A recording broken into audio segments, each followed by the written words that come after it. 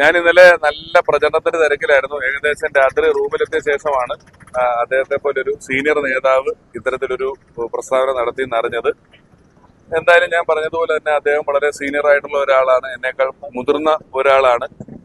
അദ്ദേഹത്തിനോട് അങ്ങനെ ഒപ്പത്തിനൊപ്പം നിന്ന് അദ്ദേഹം പറഞ്ഞ പോലെ തന്നെ അല്ലെങ്കിൽ അനാവശ്യമായ പരാമർശങ്ങൾ നടത്താൻ ഞാൻ ഉദ്ദേശിക്കുന്നില്ല. അതുകൊണ്ട് തന്നെ അദ്ദേഹത്തിന് എന്റെ കയ്യിൽ നിന്ന് നേരിട്ടൊരു മറുപടി കൊടുക്കുന്നില്ല. ബഹുമാനം, സ്നേഹം മാത്രം.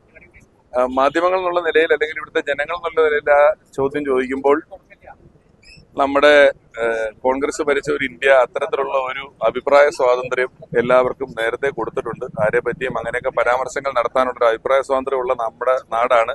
അതുകൊണ്ട് തന്നെ ആ അഭിപ്രായ സ്വാതന്ത്ര്യം ഉപയോഗിച്ച് അദ്ദേഹം അത് പറഞ്ഞോട്ടെ എന്നാണ് എനിക്ക് തോന്നുന്നത്. കുഴപ്പമൊന്നുമില്ല. ആ സ്വാതന്ത്ര്യം താങ്കൾക്കും ഉണ്ടല്ലോ തിരിച്ചത്തരത്തില്.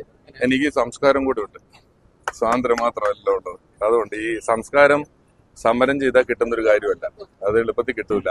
അപ്പോ ഇത്രയും നാടക കലാകാരന്മാർ, KPSC പോലെയൊക്കെയുള്ള ട്രൂപ്പുകളിലെ കലാകാരന്മാർ മൈക്ക് പോലും ഇല്ലാത്തൊരു കാലത്ത് ഒരുപാട് ഉത്സവപ്പറമ്പുകളിൽ പരിപാടികൾ അവതരിപ്പിച്ച് നാടകം നടത്തിയുമെല്ലാം ആ പ്രസ്ഥാനത്തെ അത്രയും മുന്നിലേക്ക് കൊണ്ടുവന്ന ശേഷം ഇവർക്ക് എന്നു മുതലാണ് കലയും കലാകാരനും ഒക്കെ ഇത്രയും കാണാൻ വയ്യാത്ത ആളാകുന്നത്? അത് അവനവനോടൊപ്പം നിൽക്കാത്ത എല്ലാവരും വെറുക്കപ്പെടേണ്ടതാണ് എന്നുള്ളൊരു പ്രത്യയശാസ്ത്രം ഇങ്ങനെ പ്രചരിപ്പിക്കുന്നത് എന്തുകൊണ്ടാണ് എന്ന് എനിക്ക് മനസ്സിലാകുന്നില്ല സത്യത്തിൽ. കാരണം ഞാന് ഒരു 26 വർഷം 3000 സ്റ്റേജുകൾ, 3000-ൽ കൂടുതൽ ടെലിവിഷൻ പരിപാടികൾ, 50-ലധികം സിനിമകളിൽ അഭിനയിച്ചു, 2 സിനിമ എഴുതി സംവിധാനം ചെയ്തു. ഇതെല്ലാം ഏറ്റവും സഭ്യമായും മാന്യമായും ആവശ്യമില്ലാത്ത വൃത്തികേടുകൾ പറയാതെയും ഇത്രയും കാലം ഇവിടുത്തെ കുടുംബ സദസ്സുകളുടെ മുന്നിൽ വളരെ മാന്യമായിട്ട് നിന്നിട്ടുള്ള ഒരാളാണ് ഞാൻ. അതേ മാന്യത എനിക്ക് രാഷ്ട്രീയത്തിൽ ഉണ്ടാകണമെന്നും അതേ മാന്യത എന്നിൽ നിന്ന് രാഷ്ട്രീയത്തിൽ തുടരണമെന്നും വരുന്ന തലമുറ നമ്മളെ കാണുമ്പോൾ ഇതൊരു മോശം ഇടമാണ് എന്ന് തോന്നാത്ത രീതിയിൽ ഏറ്റവും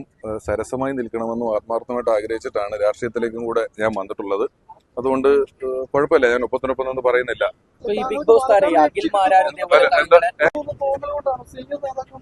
അല്ല, അവർക്ക് എന്ത് തോന്നലാണ് ഉണ്ടായെന്നുള്ളത് എനിക്കറിയില്ല. അവരുടെ എല്ലാ സിനിമാ മേഖലയിലുള്ളവർ മത്സരിച്ചിട്ടുണ്ട്. പല മാധ്യമങ്ങളിലൊക്കെ അങ്ങനെ പറഞ്ഞു തന്നെ ഞാൻ കേട്ടു.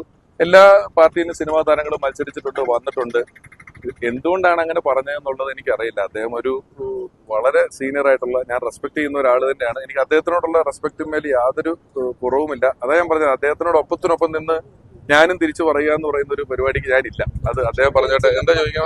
ബിഗ് ബോസ് താരം അഖിൽ മാരാർ ഇന്ത്യയുടെ ഭാഗമായ അഖിൽ മാരാർ ഈ അഖിലിന്റെ ഒക്കെ കാര്യത്തിൽ അഖിൽ എന്നെ അദ്ദേഹത്തിനെ പോലെ അങ്ങനെ മുതിർന്ന ഒരാളൊന്നും അല്ല, ചിലപ്പോൾ എന്നെക്കാൾ ഇളയ ഒരാളായിരിക്കും. അഖില് പറയുന്ന കാര്യങ്ങൾ എന്നൊക്കെ പറഞ്ഞാൽ അദ്ദേഹം എന്നെ ശ്രദ്ധിക്കുന്ന പോലൊന്നും ഞാൻ അദ്ദേഹത്തെ ശ്രദ്ധിക്കുന്നില്ല. എനിക്ക് സമയമില്ല. നിങ്ങൾ പറയുമ്പോഴാണ് എന്തായാലും പുള്ളി പറഞ്ഞെന്നൊക്കെ തന്നെ ഞാൻ അറിയുന്നത്. മാത്രമല്ല അതിനെന്തെങ്കിലും അഭിപ്രായം പറയാനും പറ്റൂല. എന്തായാലും കുറ്റോ മോശമൊക്കെ അല്ലേ പറഞ്ഞിട്ട് അതേ പറയാൻ സാധ്യതയുള്ളൂ. അങ്ങനെ പറഞ്ഞാലും ചിലപ്പോൾ ഒരാഴ്ച കഴിയുമ്പോൾ ഞാൻ വളരെ മഹാനാണെന്നും നല്ല മനുഷ്യനാണെന്നും പുള്ളി തന്നെ തിരിച്ചു പറയും. പിന്നെ ഇപ്പൊ ഞാൻ ഈ പറഞ്ഞതിന് പുള്ളി എന്തെങ്കിലും അഭിപ്രായം പറയും, അതിന് നിങ്ങൾ ആരും മറുപടി ഒന്നും പറയാൻ നിൽക്കേണ്ടത്. ഇപ്പൊ ഒരാഴ്ച കഴിയുമ്പോൾ അത് പിന്നെയും തിരുത്തി പറയും. അപ്പൊ നമുക്കൊരു 2-3 കൊല്ലം പരീക്ഷണത്തിട്ട ശേഷം ഒരു സ്റ്റേറ്റ്മെന്റ് എന്താണെന്ന് ഉറപ്പിച്ച ശേഷം അദ്ദേഹത്തിനൊക്കെ ഉത്തരം കൊടുക്കുക. അതിനൊക്കെ സമയം